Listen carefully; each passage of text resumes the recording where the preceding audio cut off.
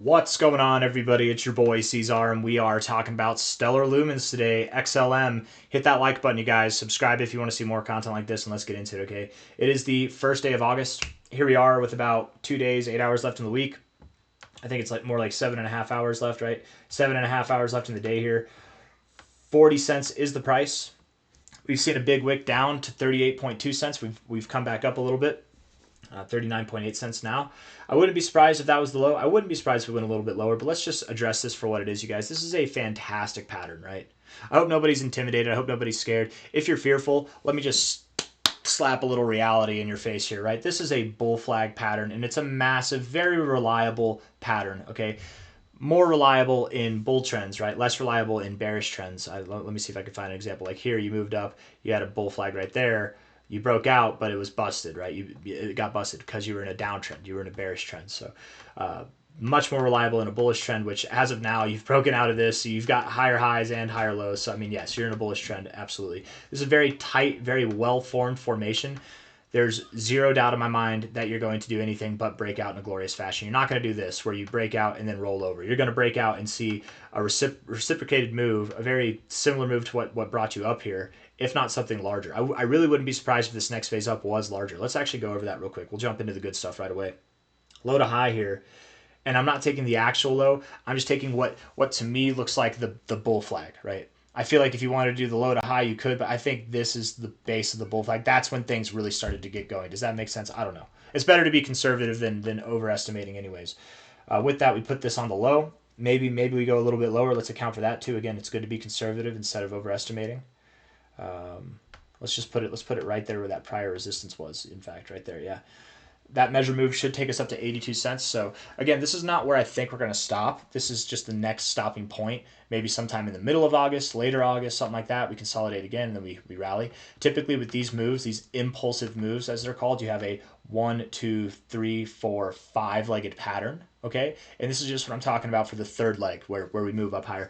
Also in those 5-legged patterns here, Elliott impulse wave, the fifth leg, or the third leg, I'm sorry, typically is the largest, right? The fourth leg is typically the smallest, but not always, right? So just so you know, that's kind of this exact look right here. This is exactly what I'm expecting to happen between now and the end of this move. Which when will that be? I've guessed that it would be by the end of August for months now, for a couple months now, or by the end of July to the end of August. But now it's looking like it'll be maybe September, could even be early October. You never know. But when is not important. It will get there, right? Where is the important part? Because even if it takes longer, it's disappointing, right? Imagine you expect it to get here by the end of August, and instead it's the end of September that you get there. It is disappointing, but you have much more time to accumulate, which at the end of the day means that when it does get here, you'll only have more capital gains. It's not a problem to take your time, right? But all I'm trying to say here is you're about to go through your third leg. Typically, the third leg is bigger than the first leg. Typically, not always, but typically, most of the time.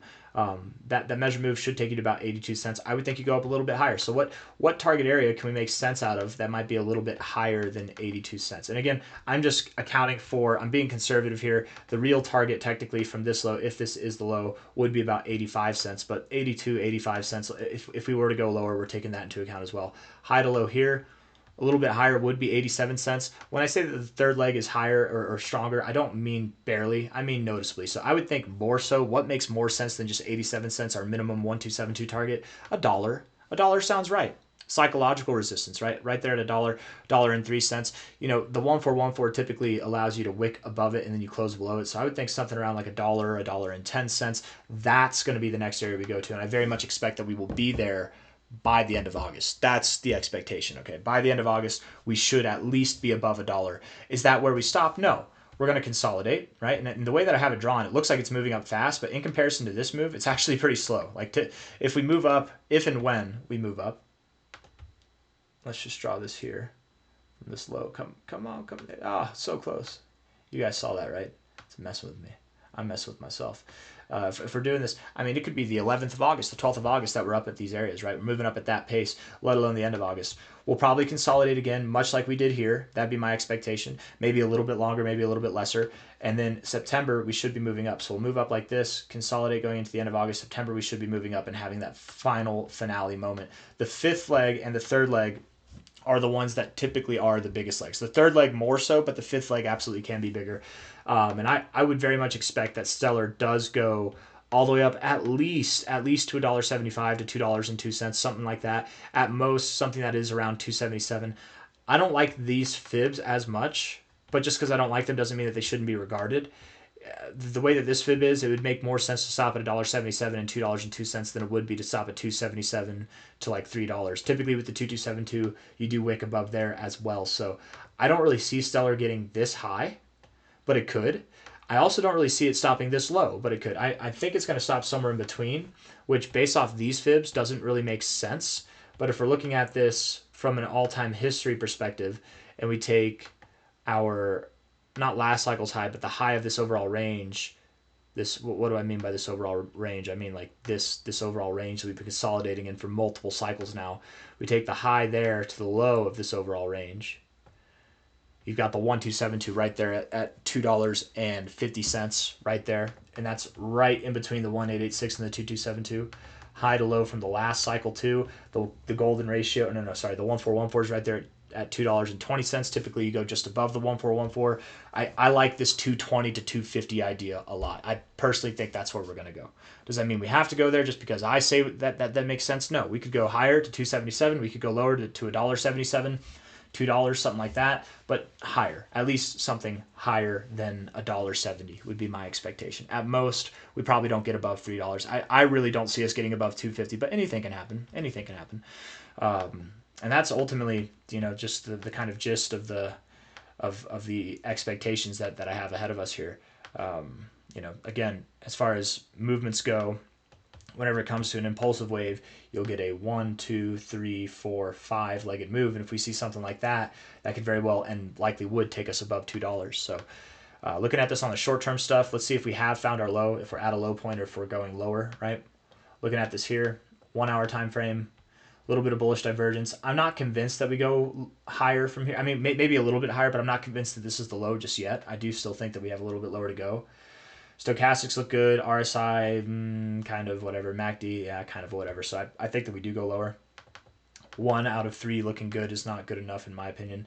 What about this low to high here? Low to high. Nope. No, right there. 1272 to the 100. Yeah, you look like you want to go lower. Probably 38 cents to 37 cents. Let's put some lines there. Okay. Again, oftentimes you do go just through the 1414, so keep in mind it's not necessarily either of these lines. It's this line, a little bit below this line, or this line. That'd be the expectation. Let's even throw the 35-cent area into account here, and then look back. Prior areas of support here, prior areas of support there. If we zoom out enough. I mean, could we go lower? We could go lower. Prior areas of resistance really throughout this whole range. So I like it. 35 cents to 38 cents. I'm not really sold on any of them specifically. I would think that you do go below 38 cents, but I don't know if you go below 30. I don't believe you go below 35 cents. In fact, I think you're going to have a hard enough time even going below 37 cents. So I do like that range a lot. Something lower, though, makes sense to me. Does it mean just because it makes sense to me that we have to go lower? Absolutely not. But that's just my expectation at the moment, okay? What else? Looking at the 4-hour time frame here. Let's zoom it in. Zoom. 4-hour RSI does look bearish, but to be fair, you are at a point where it looked like you'd want to bounce. Lower lows, lower highs. I can't draw a straight line to save my life, or maybe I can, just not right where it needs to be. Lower lows, lower highs. Maybe you come up, reject the 50, and then come down. Have a little bit of a bullish weekend, a bearish start to next week, and then you move up, right? Bearish start to next week gives you a lower low. Get that wick out of the way to the downside on the monthly time frame, and then you can start moving up again. RSI, bearish but momentarily bullish. Stochastics, bearish but momentarily bullish. MACD, bearish. So all those looking bearish, momentarily bullish, a little bit of upside, perhaps over the weekend. We get another little weekend pump, and then we dump in the beginning of the week. It's very possible. And if we do pump, where are we going to go to? Probably about 40, 41 cents, something like that. You're at 39.6 cents now. So 41 cents is probably where you're going to go. Don't get too excited, right? You're very near. You're very, very near the end of this range. If I was chomping at the bit to buy some XLM right now, I wouldn't let this potential move, hold me back from buying, right? I would just get in because maybe it doesn't go down. Maybe we just go up. maybe we rip right through the roof when we go to those targets that I was talking about instead of going lower. This move here is not what you should be worried about missing, right? It's the upside move. So if you're wondering, is it a good time? He's saying it's going down, so he's saying it's not a good time to buy. Is he saying it's a good time to sell? Hell no. First off, it's not a good time to sell. The best time to sell would have been here. If you didn't sell here or here in this range, you have no business selling now. Is it the best time to buy? Probably not. But I would definitely give it the green light to buy. If somebody was asking me, if someone I knew personally was asking me, hey, do you think it's a good time to buy Stellar Lumens? I'd be like, hell yeah. Oh, absolutely. You're buying it below 40 cents? Absolutely. It's a great time to buy. Do you think it could go lower? Yeah, I do think it's going to go a little bit lower, but nothing crazy. Like, it's not even worth waiting. Just get in. You know, I find personally, not financial advice, not a financial advisor, but even if the price goes lower, and it's as long as it's an insignificant amount, right? I'm oftentimes happy that I bought anyways. You know it's the right decision when if you pull that trigger, you hit the buy button. If you feel settled, that tells you that it's the right decision, right? Not always, right? You trust your gut, but not always, right? But I'm just saying where if you feel antsy, you just feel antsy and you're wanting to buy, but you're not buying that, you know, in my opinion, it's better to buy because what happens if it moves up to 41 cents? If you're feeling antsy now, well, then you buy there, you're buying at a worse price, and then it goes down. You know, it's just not, just get in. Just set it and forget it. Who cares? And again, the main point of this last part of the video is regardless of where we go, tomato, potato, whatever, wherever we go, the downside move is insignificant compared to what's coming. So we got a lot of upside to go. I've got nothing else for you guys. I hope you enjoyed the video. If you did, hit the like button, please. Subscribe if you want to see more content like this. I really do appreciate you all very much. And I'll see you on the next one, okay? Take care of yourselves. Man, the weekly time frame looks fierce, y'all. Fierce. Absolutely fierce, bro. It looks really good. The weeks to come, the months to come are going to be erratic, ecstatic, epic. All right, take care. Bye-bye.